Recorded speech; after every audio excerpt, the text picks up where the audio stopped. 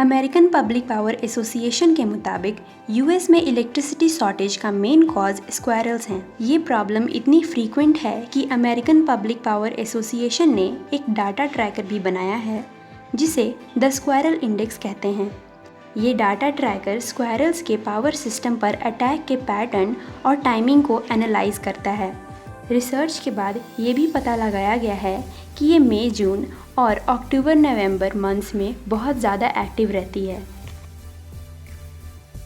India में तो हम लोग बहुत सारे फेस्टिवल्स मनाते ही हैं, पर क्या आप एनुअल कॉफ़ी ब्रेक फेस्टिवल के बारे में जानते हैं? लाखों लोगों के लिए कॉफ़ी ब्रेक डेली लाइफ का एक अप्रिशिएटेड पार्ट है। इसलिए विस्कॉन्सिन स्टेट का स्टॉकटन टाउन एक annual coffee break festival host करता है और अगर सिटी ऑफिशियल्स की माने तो ये फेस्टिवल 1800s से ही यहाँ पर मनाया जाता है। एक बार स्वीडन में एक वुमन क्रिसमस के लिए कुकिंग कर रही थी। तभी उन्हें रियलाइज़ हुआ कि उनकी वेडिंग रिंग खो गई है और बहुत ढूंढने के बाद भी उसका कोई अता पता नहीं था। लेकिन इस इंसिडेंट के 16 साल बाद गार्डनिंग करते वक्त वही वेडिंग रिंग एक गाजर में लगी हुई मिली। अगर आपके साथ भी ऐसा कोई इंसिडेंट हुआ है तो हमें कमेंट बॉक्स में ज़रूर बताएं। 1897 में डेंटिस्ट विलियम मॉरिस और जॉन वॉटन ने मशीन स्पन कॉटन कैंडी को इन्वेंट किया और इसे 1904 के वर्ल्ड्स फेयर में फेरी फ्लॉस के नाम से इंट्रोड्यूस किया। 1921 में एक दूसरे डेंटिस्ट जोसेफ लॉसकॉक्स ने इस मशीन को री इन्वेंट करके फेरी फ्लॉस को कॉटन कैंडी के नाम से रिप्लेस कर दिया और इस तरह कॉटन कैंडी मेलों में बच्चों की पहली पसंद बन गई। ब्रिटिश लॉ के अनुसार ओपन वाटर में स्विम करता हुआ कोई भी स्वान वहाँ की क्वीन को बिलोंग करता है। ये लॉ मिडिवल टाइम्स में ओरिजिनेट हुआ था जब स्वान को रखना अमीर लोगों की डेलिकेसी थी।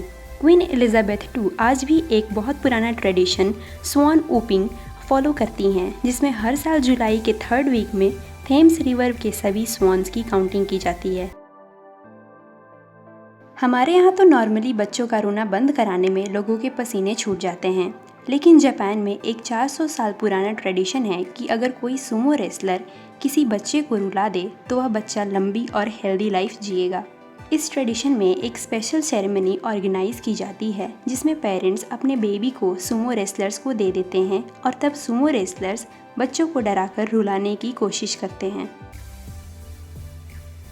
नासा हमारे प्लैनेट की सबसे बड़ी स्पेस एजेंसी है और इसे स्पेस में होने वाले सारे इवेंट्स की पहले से ही जानकारी होती है।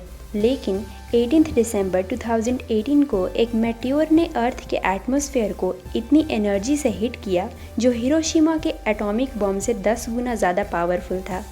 लेकिन फिर भी नासा के साइंटिस्ट को कुछ महीनों तक इसके बारे में पता ही नहीं था। ऐसा इसलिए हुआ क्योंकि ये बेरिंग सी के अनडिटेक्टेड एरिया में हुआ था जहां कमर्शियल प्लेन्स भी फ्लाई नहीं करती। आजकल बबल रैप्स को पैकेजिंग के लिए यूज़ किया जाता है, लेकिन ये ओरिजिनली वॉलपेपर्स की तरह यूज़ करने के लिए बनाया गया था।